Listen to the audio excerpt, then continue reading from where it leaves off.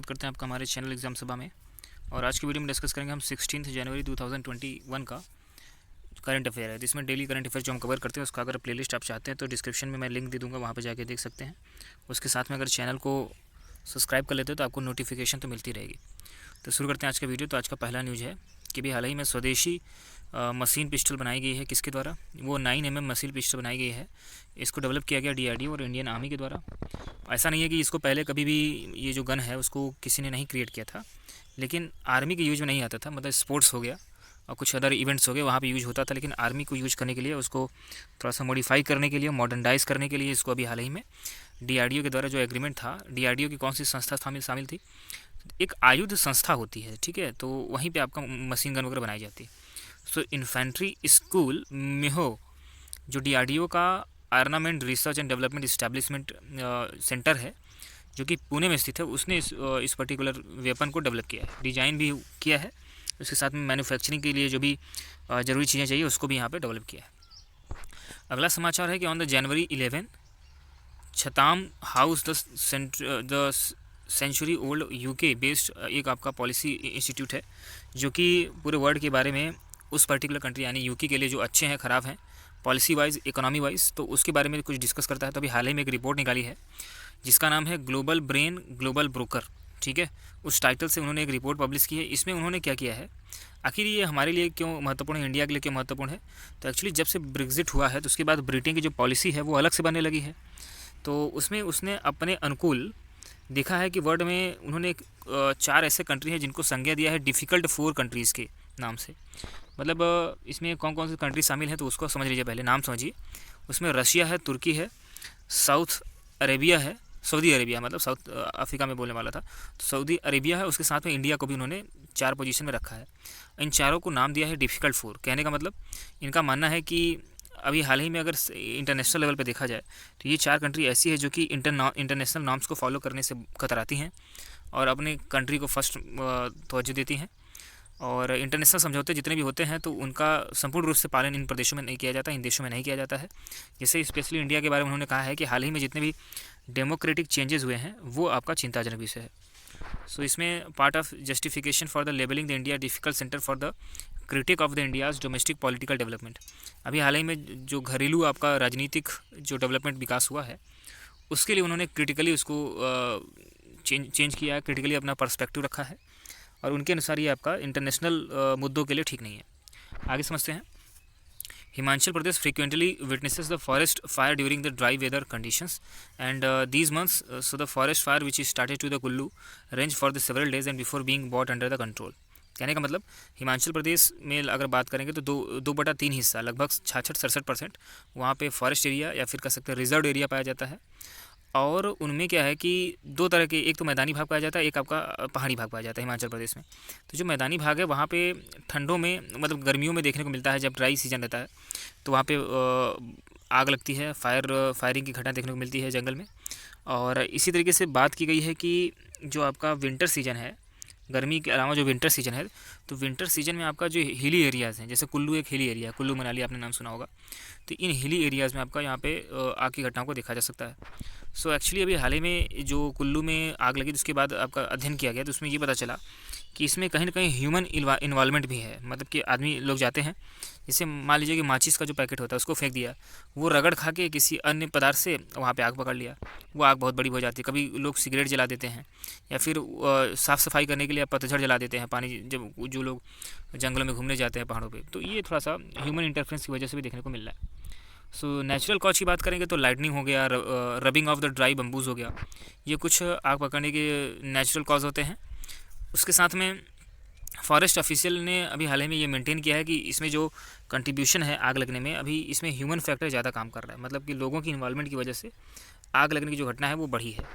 When the grass is dry even the small spark such as the someone dropping the burning match stick, torch wood और the bidi cigarette can cause the massive fire. इसका मतलब कि उनका कहना है कि इस रिपोर्ट ने पर्टिकुलर संस्था ने ये बताया कि ठीक है, नेचुरली जो आपका आग लगने की घटना होती है तो वो तो ठीक है, लेकिन ह्यूमन इंटरफेरेंस जो है वो आपका कहीं ना कहीं नुकसान पहुंचा रहा है।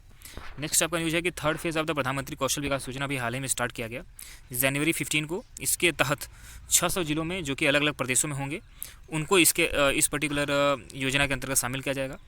अब प्रधानमंत्री जो कौशल विकास योजना है इसको आप कह सकते हैं कि जो इंडिया में रोजगार को लेकर के रोजगार सृजन को लेकर के एक मुहिम चली थी 2016 में। तो PMKY जो आपका फर्स्ट था उसको पहली बार 2016 में जो 15 जुलाई से शुरू किया गया था। ठीक है, तो अब इसको अलग अलग फेज़ में स्टार्ट किया जा रहा है और जो आपका थर्ड फेज़ है उसको इसके तहत क्या किया जाएगा, लगभग 8 लाख कैंडिडेट को इस स्कीम के तहत 2020 से लेकर 2021 के बीच में उनको ट्रेनिंग दिया जाएगा, अलग अलग स्किल्स सिखाई जाएगी ताकि वो रोज़गार प्राप्त करने में सक्षम हो सके। कुल मिला के कौशल का मतलब क्या होता है कि उनके स्किल को डेवलप करना। तो स्किल इंडिया जो आपका मिशन चला था 2016 से ही, उसी के अंतर्गत आपका प्रधानमंत्री कौशल विकास योजना चल रहा है और इसका थर्ड फेज़ जो हाल ही में अभी देखने को मिल रहा है। तो इसमें एक बार फिर से डिटेल में समझिएगा।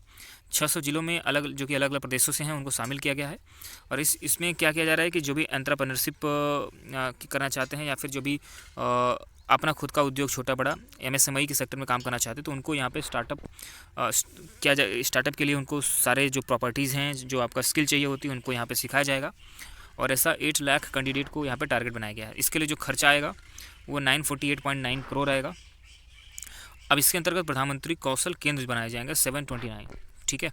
और empanelled by the PMKK training centres and more than the 200 RTIs for the skill India. और स्किल इंडिया को भी थोड़ा सा आगे बढ़ाने के लिए आप जानते हो कि ITI में क्या होता है, औद्योगिक जो प्रशिक्षण केंद्र होते हैं उसमें इंडस्ट्री वाइज, ठीक है। अब तो इंडस्ट्री में कोर इंडस्ट्री का बात ही नहीं है, अब इसमें आपका जैसे कंप्यूटर बेस्ड इंडस्ट्री हो गई, IT बेस्ड इंडस्ट्री, तो उसके लिए भी आपका ITI में ही शामिल कर दिया गया। तो 200 नए ITI को यहाँ पे बनाने की बात चल रही है PMKY के अंतर्गत। नेक्स्ट आपका समाचार है कि union ministry for the science and technology dedicated the innovation portal developed by the national innovation foundation India to the nation. अभी हाल ही में NIF जो है उसको डेवलप किया गया है, ठीक है, जो कि एक इनोवेशन पोर्टल है। इसमें क्या किया जाएगा कि अलग अलग इंडिया के अलग अलग जगहों से साइंटिस्ट को, जो भी यूथ साइंटिस्ट हैं उसको शामिल किया जाएगा और उनको प्रोवाइड किया जाएगा जो भी आपकी जो कॉमन चीज़ें होती हैं, जो भी रिक्वायरमेंट होता है, जिससे कि वो अपने स्किल का यूज़ करते हुए नए डेवलपमेंट कर सकें, नए इनोवेशन कर सकें। So national innovation portal is currently home about the 1.15 lakh innovators. इसमें क्या है कि अभी लगभग 1,15,000 इनोवेटर काम कर रहे हैं और इसमें इनरोल्ड कर चुके हैं and scouted from the common peoples of the country. और इनको कॉमन जो देश के ही कॉमन लोग हैं उन्हीं से इनको निकाला जाता है, उनका सिलेक्शन किया जाता है। And covering the engineering, agriculture, veterinary and the human health. इसमें मतलब अलग अलग सेक्टर के लोग रहते हैं, ऐसा नहीं है कि केवल इंजीनियर ही रहेंगे। इसमें कृषि के क्षेत्र के भी आपका ह्यूमन हेल्थ से, मतलब हर सेक्टर से, IT सेक्टर से, बहुत से सेक्टर से इसमें लिए जाते हैं, जो भी कोर इंडस्ट्री है, नॉन कोर इंडस्ट्री है, हर जगह से। So innovation portal is the step toward the आत्मनिर्भर भारत। ये आपका कहीं ना कहीं जब से इनोवेशन होगा उसमें बहुत से अच्छे इनोवेशन निकल के आएंगे जो देश के हित में होंगे। And the excellence resource for the student and entrepreneurship, MSMEs, technology, business incubators. कहने का मतलब इसमें जो लोग स्टार्टअप सेक्टर में काम करना चाहते हैं, जो लोग आपका एंटरप्रेन्योरशिप सेक्टर में काम करना चाहते हैं, कुछ लोग MSME में काम करना चाहते हैं, उसके लिए मतलब कि अपना खुद का उद्योग बनाना चाहते हैं, डेवलप करना चाहते हैं। और जो टेक्नोलॉजी बेस्ड टेक इंडस्ट्री है उसमें भी कहीं ना कहीं स्कोप है, ठीक है, जिसको TBI कहते हैं, टेक्नोलॉजी बिजनेस इनक्यूबेटर्स, उसको भी क्रिएट करने का काम आत्मनिर्भर भारत के तहत इनोवेटर पोर्टल में इस स्टेप को उठाया जा रहा है। सो नेशनल इनोवेशन फाउंडेशन है क्या, NIF क्या है? So India is an the autonomous body for the department of the science and the technology. तो ये आपका जो NIF है वो आपका department of science and technology, जो कि गवर्नमेंट ऑफ इंडिया की बॉडी है, उसके अंतर्गत इसको बनाया जा रहा है। नेक्स्ट आपका है प्रारंभ। अभी हाल ही में स्टार्टअप इंडिया का 5 साल कंप्लीट हुआ है, तो उसी में आपका प्रारंभ जो कि स्टार्टअप इंडिया इंटरनेशनल समिट है, उसको हाल ही में आयोजित करने की बात चल रही है। So the summit is being organised by the department for the promotion of the industry and the internal trade ministry and the commerce industry. Means मतलब ये है कि ये जो पर्टिकुलर समिट हो रही है, इस पर्टिकुलर समिट में जो ऑर्गेनाइज किया गया है इसको डिपार्टमेंट ऑफ, मतलब कौन कौन से डिपार्टमेंट शामिल है, तो एक तो आपका department for the promotion of industry and internal trade शामिल है और कॉमर्स और इंडस्ट्री का मिनिस्ट्री भी इसमें शामिल है। सो समिट जो है वो आपका 5th एनिवर्सरी स्टार्टअप इंडिया जो कि 16 जनवरी को है, उसी के उपलक्ष्य में 5 साल उसका हो गया है, तो उसी के उपलक्ष्य में आपका प्रारंभ जो कि स्टार्टअप इंडिया इंटरनेशनल समिट है उसको आयोजित किया जा रहा है। नेक्स्ट आपका न्यूज़ है कि अब इसको देखो, ये जो मैं अब न्यूज़ दे रहा हूँ तो आपका सिंगल लाइन है, जो मतलब एक ही सेंटेंस में आपका खत्म हो जाएगा न्यूज़। जैसे कि Japanese brokerage Nomura has revive the about the GDP forecast for the India's 2020। अभी हाल ही में क्या हो रहा है कि जितने भी इंटरनेशनल नेशनल लेवल की संस्थाएं हैं वो आपका भारत की GDP क्या होगी उसको लेकर के उन्होंने अपना पक्ष रखा है, ठीक है, मतलब वो फोरकास्ट करते हैं। तो इसी के अंतर्गत जापान का एक आपका इसी तरह की संस्था है जिसका नाम है ब्रोकरेज नोमुरा, उसने हाल ही में अपना जीडीपी फोरकास्ट इंडिया के लिए दिया है 2020-2021 के लिए। उसने एक्सपेक्ट किया है इसको 6.7% ग्रोथ, ठीक है। तो ये आपका कॉन्ट्रैक्शन ऑफ 6.7%, मतलब कि 2020-21 के लिए जो कॉन्ट्रैक्शन, मतलब कि उन्होंने जो जीडीपी दिखाई है उसको नेगेटिव में दिखाया है और 6.7% दिखाया है, ठीक है। इसी तरीके से वर्ल्ड बैंक ने भी आपका अभी हाल ही में दिया था, बहुत सी संस्थाएं दे रही हैं। In a move to help the film industry in the state of the Kerala government has decided to waive the entertainment taxes for the cinema from the January to March 2021। Cinema industry को केरला में boost करने के लिए भी हाल ही में cinema का जो tax लगता है, जो कि स्टेट गवर्नमेंट इसको वसूलती है, आज भी वसूलती है, तो उसको उन्होंने क्या किया है कि रीइंबर्स कर दिया है, या फिर कहा कि उसमें उसको ख़त्म कर दिया गया है 3 महीने के लिए, मतलब कोई भी शुल्क नहीं लगेगा, ठीक है। इंटरटेनमेंट इंडस्ट्री को बूस्ट करने के लिए जो भी टैक्स होता है वो नहीं लगेगा। नेक्स्ट आपका है कि ISRO has adopted the 45 Atal tinkering labs in the phase 1 and the January 11 and the remaining the 55 to be the adopted soon. अभी हाल ही में जो आपका अटल टिंकरिंग लैब्स बनाने की बात चल रही थी उसको अडॉप्ट किया है इसरो ने, उसमें से 100 लैब को अडॉप्ट करने की बात चल रही थी, उसमें से 55 को अभी उसने 45 को अडॉप्ट कर लिया है फर्स्ट फेज़ में, और सेकंड फेज़ में आपका 55 को जल्दी ही वो अडॉप्ट कर लेगी। नेक्स्ट आपका समाचार है कि भारतीय जो आपका एयरटेल है उसने साइन किया है मेमोरेंडम ऑफ अंडरस्टैंडिंग, समझौता साइन किया है, और इसके अंतर्गत national small industry corporation NSIC के साथ, ताकि वो ड्राइविंग कर सके, मतलब उसको प्रमोट कर सकें डिजिटल जो ट्रांसफॉर्मेशन ऑफ द MSME है। मतलब कि अब आज तक अपने MSME का नाम सुना होगा, जो कि चलती थी आपका पेपर में चलती थी या फिर संस्थागत चलती थी, लेकिन अब उसको डिजिटली प्लेटफॉर्म के अंतर्गत उसको चलाने की बात चल रही है। तो उसके लिए जो आपका सपोर्ट कर रहा है वो है आपका भारतीय एयरटेल, क्योंकि देखो इसमें अगर आपको कोई भी ऑनलाइन प्लेटफॉर्म चाहिए तो उसके लिए किसी न किसी ऐसी कंपनी से बात करनी होगी जो आपका ई-कॉमर्स सेक्टर में काम कर रहा हो। तो आपका भारतीय एयरटेल है वो आपका ई-कॉमर्स सेक्टर में काम कर रहा है। इससे MSME को एक आपका नई ऊंचाइयां मिलेंगी। भारत अभी हाल ही में आत्मनिर्भर भारत के लिए सोच रहा है, तो MSME का एक बहुत बड़ा योगदान इसमें होने वाला है। नेक्स्ट आपका है कि Japan which have been topping the list for the past 3 years, retaining its top spot once again to the most powerful passport in the world. अभी हाल ही में मोस्ट पावरफुल पासपोर्ट जो आपका प्रोवाइड करते हैं कंट्रीज़, उनका लिस्ट निकाला जाता है, तो अभी जापान 3 साल से लगातार टॉप कर रहा है। अच्छा, पावरफुल पासपोर्ट का मतलब क्या हुआ कि एक ऐसा पासपोर्ट जो कि आपको ज़्यादातर जगहों पे जाने की अनुमति देता है, और उसका जो क्लियरेंस है वो बहुत आसान होता है, ठीक है, बहुत क्रिस्प क्लियर होता है। हाल ही में रिजर्व बैंक ऑफ इंडिया ने कैंसिल किया है एक पर्टिकुलर बैंक का लाइसेंस, जिसका नाम है वसंत दादा नगरी सहकारी बैंक, ठीक है। तो इसका लाइसेंस उन्होंने कैंसिल कर दिया है। लाइसेंस कैंसिल करने से इसका मतलब ये नहीं होता कि उसमें जो लोगों का पैसा जमा था वो डूब जाएगा, उनको वापस किया जाएगा, या फिर उसकी जो जितने भी आपका जमा राशि है किसी पर दूसरे बैंक को ट्रांसफ़र कर दी जाएगी, और वहाँ से वो सारे जितने भी जमा करता है उसको प्राप्त कर सकते हैं। नेक्स्ट आपका है कि the theme of 24th national youth festival जो है 2021 का, वो है युवा उत्सव नए भारत का। ये आपका नेशनल यूथ फेस्टिवल 2020 का थीम था। अब नेक्स्ट है आपका RBI has set up the working group for the study digital lending activities in the regulated and unregulated players. RBI ने हाल ही में जो डिजिटल लेंडिंग में जो अनियमितताएं थी उसको समाप्त करने के लिए एक कमेटी बनाई है, जो कि रिकमेंडेशन भेजेगा कि कैसे उसको स्ट्रेंथन किया जा सकता है, कैसे लोग आपका इस लूप को बाईपास नहीं कर सकते, और उस हिसाब से आपका यहाँ पे कमेटी को सुझाव देने की बात कही गई है। So due to the growing instance for the fraud in the digital lending spaces, so the head committee of the Jayant Kumar Das के इस कमेटी को हेड कर रहे हैं, और इसमें इस बात पर गवर्न करने की विचार चल रही है कि कैसे हम सिक्योरिटी बढ़ाएं, ताकि मतलब जो डिजिटल लेंडिंग में फ्रॉड हो रहा है वो रोका जा सके। नेक्स्ट आपका है कि in India the armed forces veterans day जो है वो आपको 14 जनवरी को सेलिब्रेट किया गया है, और इसको हर साल 2017 से इसको एक्नॉलेज किया गया है।